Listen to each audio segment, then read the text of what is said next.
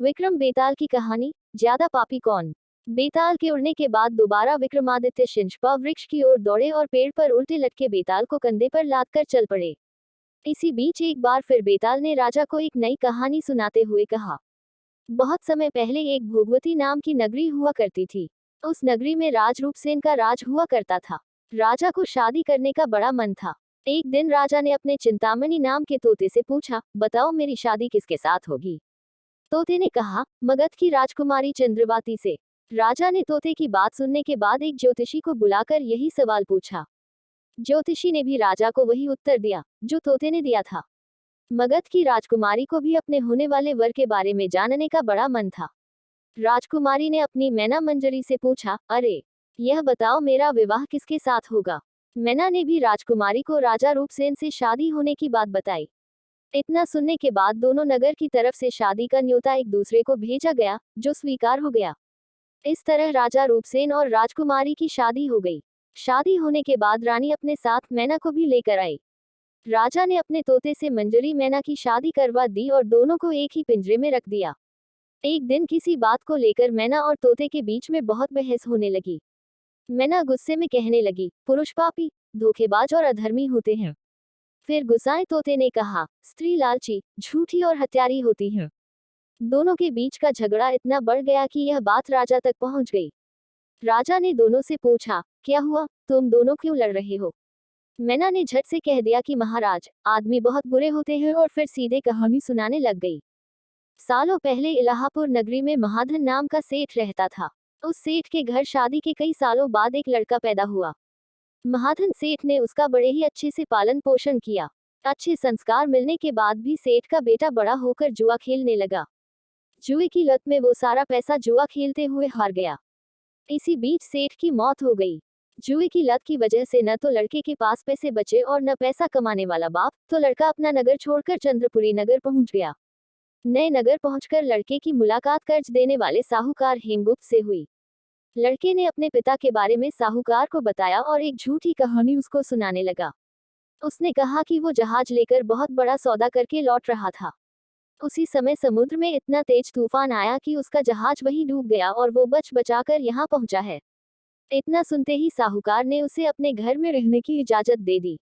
इसी बीच हेमगुप्त साहूकार को ख्याल आया कि सेठ का यह लड़का मेरी बेटी के लिए अच्छा वर साबित हो सकता है। तुरंत साहूकार ने अपनी बेटी की शादी सेठ के बेटे से करवा दी।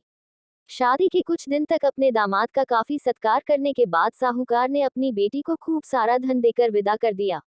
दोनों के साथ साहूकार ने एक दासी को भी भेजा। रास्ते में सेठ के बेटे ने अपनी पत्नी से कहा, सारे गहने मुझे दे दो, यहाँ कई लुटेरे हैं। उसकी पत्नी ने ऐसा ही किया। जेवर मिलते ही उसने दासी को मारकर कुएं में फेंक दिया और अपनी पत्नी को भी कुएं में धक्का दे दिया। लड़की जोर जोर से रोने लगी। उसकी रोने की आवाज सुनकर एक राहगीर ने महिला को कुएं से निकाला। कुएं से निकलते ही वो अपने पिता के पास चली गई। उसने अपने साहूकार पिता को सच्चाई नहीं बताई। उसने कहा, कुछ लुटेरे ने उन्हें लूट लिया और दासी को मार दिया।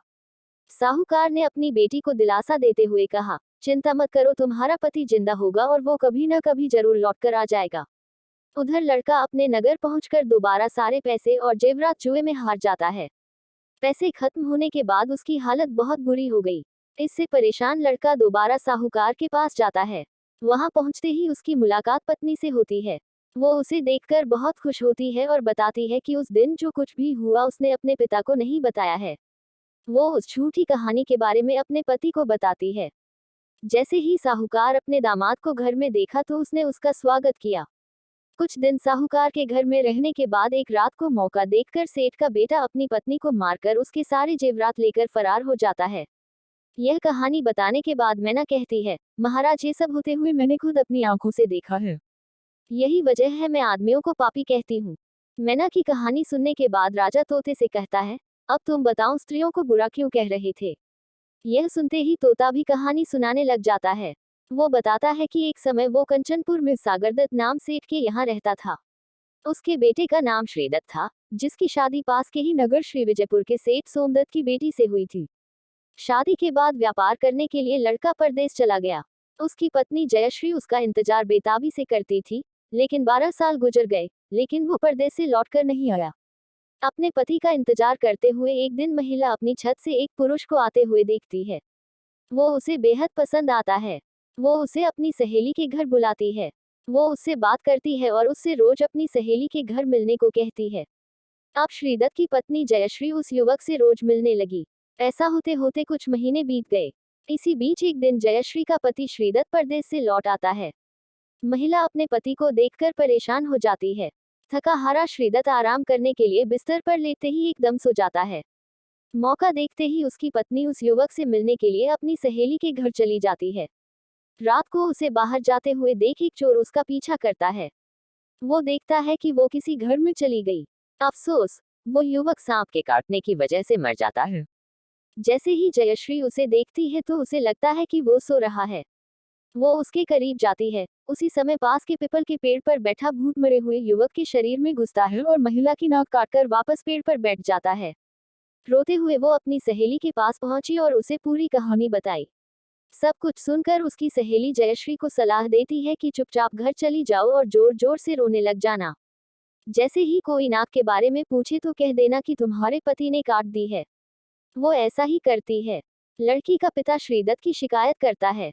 इसके बाद सभा में सभी पेश होते हैं। जैसे ही राजा लड़की की कटी हुई नाक देखता है तो गुस्से में उसके पति को सूली से लटकाने का फैसला सुना देता है। उस सभा में वो चोर भी मौजूद होता है जिसने श्रीदत्त की पत्नी को रात में घर से बाहर जाते और अन्य चीजों को देखा था। राजा द्वारा सुनाई गई सजा को सुनते ही चोर बहुत दुखी होता है। वो किसी तरह से हिम्मत करके राजा को सारी कहानी बताता है। कोई भी उसकी बात पर विश्वास नहीं करता, तो चोर कहता है, आप वहां चलकर देख लीजिए, भूत भी वही है और युवक की लाश भी। जब जांच की जाती है तो बात सच निकलती है।